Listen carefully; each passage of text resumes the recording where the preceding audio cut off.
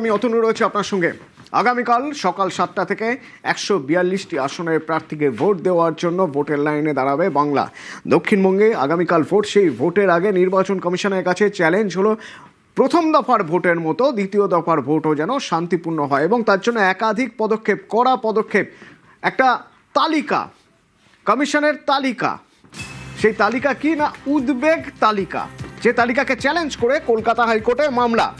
সেই মামলার গতি প্রকৃতি জানবো আমি, আমার সঙ্গে অর্ণব রয়েছে। অর্ণব, দেখো, যে কোনো মুহূর্তে কলকাতা হাইকোর্টের ডিভিশন বেঞ্চের নির্দেশ সামনে আসতে পারে। তবে এই মামলা যখন শুনানি হয়েছে দুপুর 2 থেকে প্রায় 1 ঘন্টা, সেই সময় কমিশনের তরফে এটা দাবি করা হয়েছে যে কলকাতার যে সিইও দপ্তর রয়েছে সেই দপ্তর থেকে ইতিমধ্যেই 21 তারিখে, অর্থাৎ প্রথম যে তালিকাটা ছিল সেই তালিকার পাশাপাশি 27 তারিখ গতকালই যে তালিকা প্রকাশ করেছিল তারা, সেই তালিকা প্রত্যাহার করার জন্য ইমেল করা হয়েছে এখান থেকে। কিন্তু সেই পদ্ধতিটা কতটা সম্পূর্ণ হলো না হলো, নাকি মামলাটাকে এড়িয়ে যাওয়ার একটা কৌশল, কারণ একটা মাত্র রাত রয়েছে তারপরই ভোট, পুরোটা নির্দেশনামা দেখার পরে বিষয়টা স্পষ্ট হবে। এবং কমিশনের তরফে বারবার এটা বলা হয়েছে যদি এই মুহূর্তে এই নতুন করে বিজ্ঞপ্তি যেটা প্রকাশ, যেখানে প্রিভেন্টিভ অ্যারেস্টের কথা বলা হয়েছে, যেখানে ওরি লিস্ট বা উদ্বেগ তালিকা প্রকাশ করা হয়েছে, তাতে যদি কোনো রকম ভাবে স্থগিতাদেশ দেয় হাইকোর্ট দেয়, সেক্ষেত্রে নিরপেক্ষতা নিয়ে কমিশনের একটা প্রশ্ন উঠে যাবে এবং আদালত যেন সেই পথে না হাঁটে, এমনটা সওয়ালে জানিয়েছে কমিশনের আইনজীবী জিষ্ণু চৌধুরী। যদি কল্যাণ বন্দ্যোপাধ্যায় চাঁচা ছোলা ভাষায় কমিশনের এই সিদ্ধান্তের কড়া সমালোচনা করেছেন, একই সঙ্গে তিনি জানিয়েছেন গতকাল তিনি কালীঘাট থানায় গিয়েছিলেন ইলেকশন এজেন্টের সঙ্গে। সেখানে থানার ওসিরা যেভাবে বিহেভ করছে একজন সাংসদের সঙ্গে, কার্যত মনে হচ্ছে এ রাজ্যে গণতন্ত্রের কোনো পরিস্থিতি নেই। এবং যে সংখ্যাটা 350 ছিল সেই সংখ্যাটা এই মুহূর্তে প্রায় 4000-এর কাছাকাছি, দুটো তালিকা মিলিয়ে। কাজে সব মিলিয়ে যেভাবে এই ভোট করাতে চাইছে নির্বাচন কমিশন, সেটা কোনো সুষ্ঠু গণতান্ত্রিক দেশের পক্ষে এটা মেনে নেওয়া যায় না। এবং কমিশন যে তালিকা প্রকাশ করছে তার 99% প্রত্যেকটি হয় তৃণমূল কংগ্রেসের নেতা, তৃণমূল কংগ্রেসের প্রার্থী, তৃণমূল কংগ্রেসের বিধায়ক, তৃণমূল কংগ্রেসের প্রাক্তন বিধায়ক, তৃণমূল কংগ্রেসের কাউন্সিলর বা ত্রিস্তরীয় পঞ্চায়েত ব্যবস্থার তৃণমূল কংগ্রেসের কোনো না কোনো টায়ারের একজন সে সদস্য। এটা চলতে পারে না। মামলা শুনানি শেষ হয়েছে, রায়টা স্থগিত করেছে, মনে করা হয়েছে যে কোনো সময় এই রায় সামনে আসতে পারে। অতনু, ধন্যবাদ।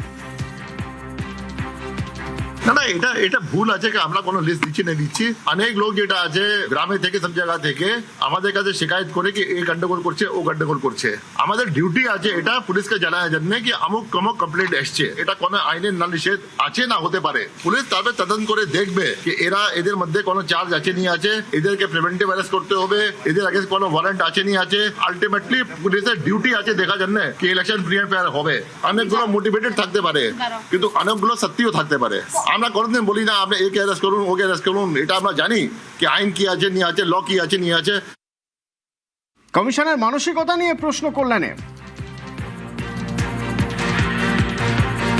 যে নোটিফিকেশনটাকে আমরা চ্যালেঞ্জ করেছিলাম, আগের একটা নোটিফিকেশন হাইকোর্ট স্টে করে দিয়েছিল, 800 লোকের নাম দিয়েছিল যে এদেরকে তুমি করতে পারবে না, টাচ করতে পারবে না যদি না কোনো ক্রিমিনাল কেস থাকে। এরপরেও 27শে এপ্রিল একটা নোটিফিকেশন বার, তাতে সেই লোকগুলোর নাম রইল, প্লাস হচ্ছে 3500 আরও লোকের নাম রইল, প্রায় 4000 4500 লোকের নাম দিয়ে বিভিন্ন কেন্দ্র ধরে ধরে, স্পেশালি ভবানীপুর কেন্দ্রে, সেই কেন্দ্রে ধরে ধরে এদেরকে অ্যারেস্ট করার জন্য বললো, প্রিভেন্টিভ ডিটেনশনের কথা বললো। আমরা যখন কোর্টে মামলা করছি তখন ইলেকশন কমিশন একটা অর্ডার দিল কোর্টকে, যেই ফাইল করলাম সঙ্গে সঙ্গে ব্যাকডেটে ক্যান্সেল করে দিল। ইলেকশন কমিশন বুঝে গেল কিন্তু অর্ডার ক্যান্সেল হতে পারে, মাইন্ডসেট তো ক্যান্সেল হতে পারে না। কমিশনের তালিকায় তুঙ্গে তোরজা। প্রথম কথা, সংবিধানে ট্রাবল মেকার বলে কোনো শব্দ নেই। আগের দিন হাইকোর্ট পরিষ্কারভাবে বলে দিয়েছে এই ধরনের ট্রাবল মেকার শব্দবন্ধ ব্যবহার করা যায় না, এইভাবে প্রিভেন্টিভ অ্যারেস্ট করা যায় না। তারপরও এরা এতটা নগ্ন হয়ে গিয়েছে, এদের চেহারাটা বিজেপির কৃতদাসত্ব করতে করতে এরা আবার সেকেন্ড ফেজে সেই কাজ করতে চলেছে। ট্রাবল মেকার কোথায় যায়? জাহাঙ্গীর খানের বাড়িতে যাচ্ছে, জাহাঙ্গীর খান ট্রাবল মেকার। জাহাঙ্গীর খানের বিরুদ্ধে এমন কোনো কেস নেই যেটা জাহাঙ্গীর খান অভিযুক্ত রয়েছে বা বেল নেননি, এরকম কোনো পেন্ডিং কেস এখনো নেই। আমরা যারা প্যাশন থেকে রাজনীতি করি আমরা গুন্ডা। ইলেকশন কমিশন কি প্রমাণ করতে চায়? ঘুরপথে সবাইকে গুন্ডা বানাতে চাইছে। দুষ্কৃতি মানেই পশ্চিমবঙ্গে কোনো না কোনোভাবে তৃণমূলের সঙ্গে যুক্ত।